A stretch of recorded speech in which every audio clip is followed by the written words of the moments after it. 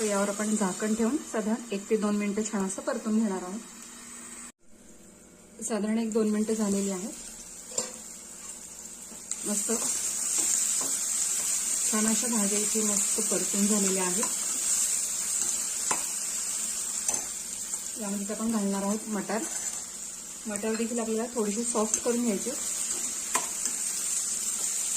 तर इथे व्यवस्थित असं मिक्स करून घ्यायचं.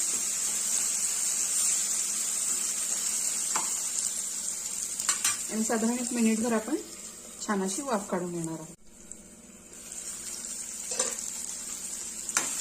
मटार देखील इथे व्यवस्थित असे परतून झालेले आहेत. यामध्ये आपण ऍड करणार आहोत हे सर्व मसाले. तिखटाचं प्रमाण तुमच्या आवडीनुसार कमी अधिक इथे तुम्ही करू शकता. तेलामध्ये